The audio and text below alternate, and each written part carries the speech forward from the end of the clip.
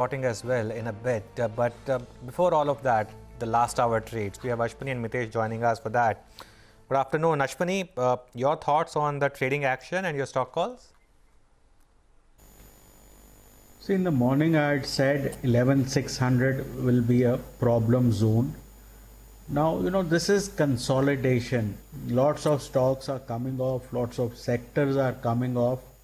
Things which did well earlier are now coming off. There is strong support in this 11,500, 550 zone where we have several previous tops.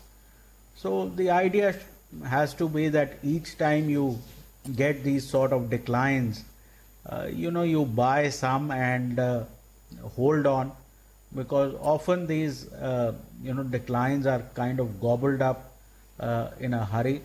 This lets off steam. So my sense is that in the last hour you could have a bit of short covering, because the shorts haven't gotten any sort of traction. So maybe some short covering is still left. Individual stocks, Piramal Enterprise buy with a stop of 1500, target of 1575. Bata is a buy with a stop of 1335, target of 1800, and Bharat Forge is a buy with a stop of 505, target of 521. Both these stocks, Piramal Enterprise, Bata and IndusInd Bank, they never participated in any rally. Now these guys are also beginning to throw in their weight. So lots of such laggards are now participating. Oh yes, it's a market where almost everything and anything seems to be running. Let's bring in Mitessh as well. Mitessh, good afternoon. What's your take on today's trading action? And of course, the strategy for now on the index and on stocks? Yeah. Good afternoon, Survi. I think, on the index, for the last few days, we've been advocating buying into financial. That trade has worked out well. The only simple thing you should do is, possibly because it's very close to that target of 23,800, 24,000, which was the first level, just trail your stop loss on the bank Nifty at about 23,470, and on the spot, so that's about 140, 145 points lower from here. And as long as that doesn't violate, I think try to maintain a long bias or a long position. The calls that I have right now, I have a buy on L&T with a stop at 963 for targets of 1,000. HDFC Limited is a buy as well. Buy with a stop at 1850 for targets of 1920. Okay, thanks a lot for those strategies. Let's move on then. We have our Stock 360 and then we'll invite our guests. Today's Stock 360 really is IndusInd Bank. It's been a forgotten stock for some time, but it's been a comeback month. It's up 7% today, up 18% for this week and 16% for this month. But really, it's the next set of graphics which will tell you the whole story. This year, it's down 60% despite this rally. And while from its 52-week lows, it's rallied about 158%, from its 52-week highs, it's down 62%. Now, a couple of factors. The bear market, and especially after the Yes Bank fiasco, the stock was hammered. Really, it was, a shorter's delight. And unfair parallels were drawn to Yes Bank saga, absolutely no doubt about it. Yes, there was some weakness in the bank, but should it have been compared to Yes Bank? Perhaps no. At 52-week low, in fact, it fell to less than half times price to adjusted book. Currently, 1.1 times price to adjusted book. Of course, in its heydays, it's traded at well above 2.5 times price to book. Those perhaps will not come in a hurry. But we have SP Tulsian of sptulsian.com and Amrish Palika now joining us. Good afternoon. Ms. Tulsian, your thoughts now on IndusInd Bank? It clearly looks like perhaps the worst might be over, but at 600, is it still a buy or would it be an avoid now? See, Anuj, after having moved to a level of 520, and when we have seen the QIP or maybe the preferential allotment, since then I have been keeping my neutral stance. That means I have not been giving the buy call, although the stock has risen by about 100 rupees or maybe 70, 80, 90 rupees, because we have been taking more positive call on the stocks like HDFC Bank, ICICI Bank, or maybe Bandhan Bank going forward. In fact, they have also given good kind of returns in this period.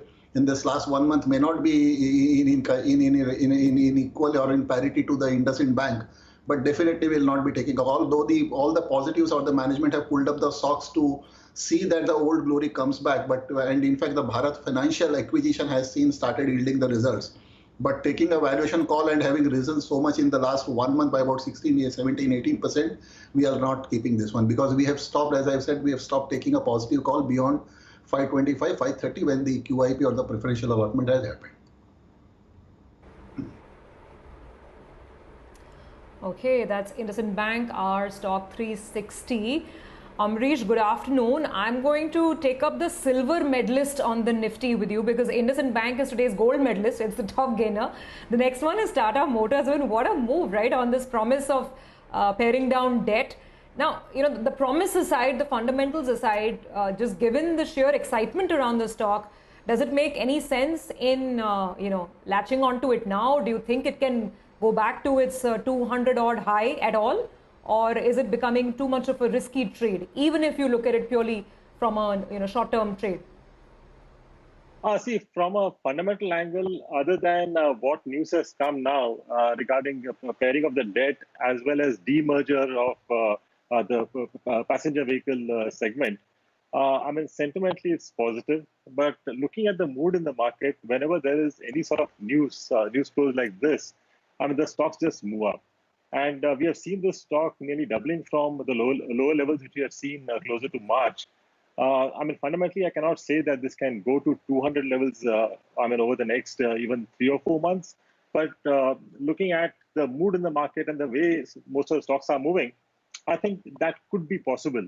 So my suggestion would be use it as a trading bet at this point of time, but keep a trailing stop loss so that whenever it reverses, at least you book your profits. Okay, the market's cooled off a little bit, but let's do one thing. Let's talk about our segment, What's Buzzing. And one of the interesting buzzers today is Century Textiles. Now today is the last day of Century Textiles in F&O segment, so that's one reason. But there's one more reason for which the stock's buzzing, and in fact could well be one of the stocks to watch out for from here on as well. Nimesh Shah will tell us the reason for that. Nimesh? Thanks, Amit. So, as you rightly pointed out, the stock is out of the F&O from tomorrow. So today is the last day, so to speak. In terms of next figure to watch out for, what I understand from sources is that the company is looking to raise money and they're likely to do a preferential issue to the promoters very soon. So that's something to watch out for. So it will be a combination of both equity plus warrants to Pilani Investment, which is the promoter group entity, and the preferential issue money will be used essentially for the Worli land and for the redevelopment. Post the equity and the warrant conversion, what I understand is the promoter holding will go up to as high as 60% from the current 50.4%. So that's a commitment which is coming in from the promoters as well for Century Textile. If you look, today interestingly, Nigeria also pointed out that Pilani Investment is selling some shares of Ultratech Cement. In fact, they got these shares way back in 2019 post the restructuring of the cement business, and they've been selling that particular stake. What I understand is that Pilani Investment will focus on Century Textiles, and they want to increase the stake in that particular company, and hence the preferential allotment is likely to come very soon. So that's the trigger why the stock is buzzing, and of course, yes, today is technically the last day of that stock in F&O. Okay, Nimesh, thanks a lot for that. Now, Mr. Sian, you have covered this stock and had been positive on this. The high was 640 something after its relisting. Now, of course, it's at 364.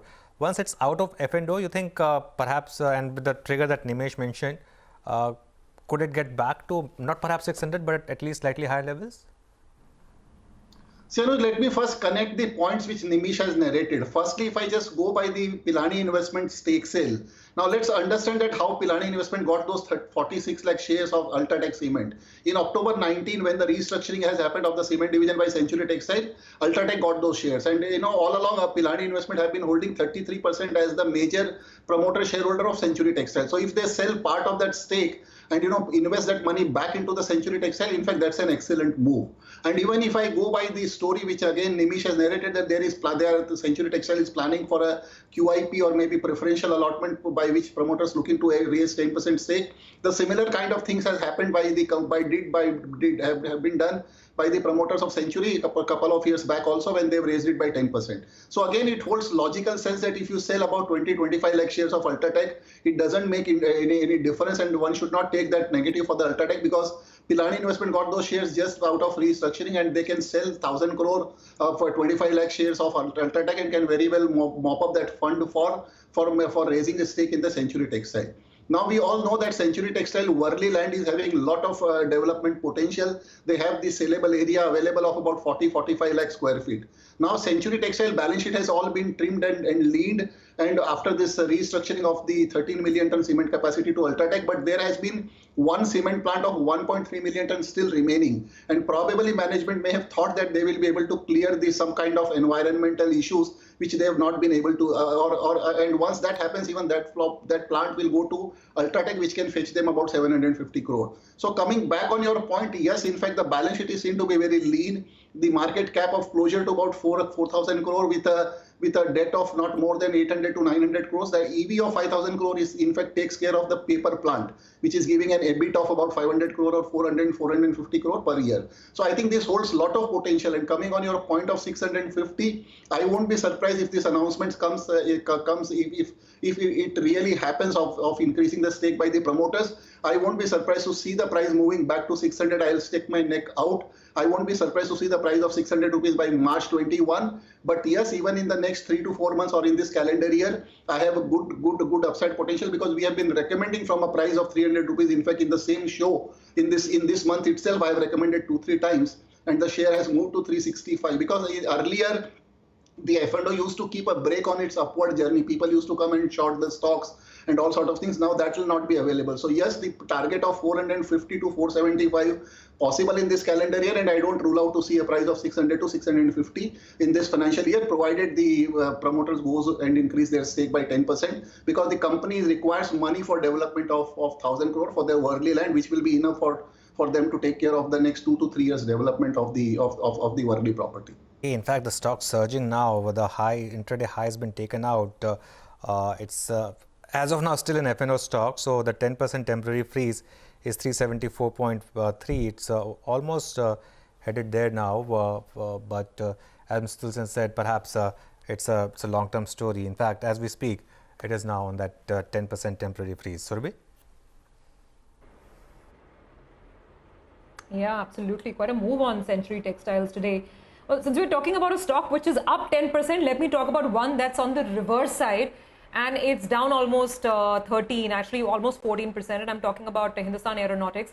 We just got the update that the non-retail part of the OFS has already been fully subscribed. Mr. Tulsian, your view on this stock post the correction? Of course, it ran up in a frenzy, now back to almost 1,000 levels. Does it warrant a look now, or does it still look like it's run too much given the execution issues?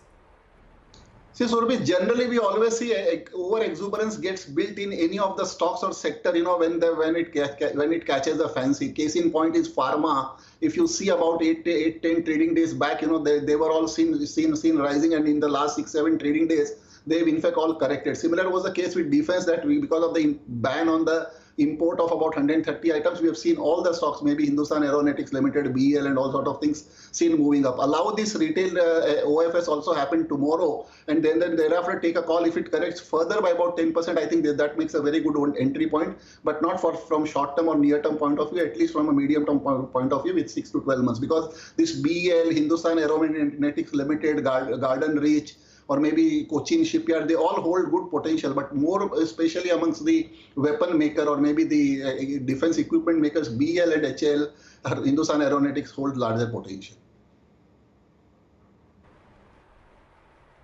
Okay, got that. So those are some of the defense stocks in focus, particularly HAL because of the OFS. We do need to take a quick break. On that note, we'll come back on the other side as promised.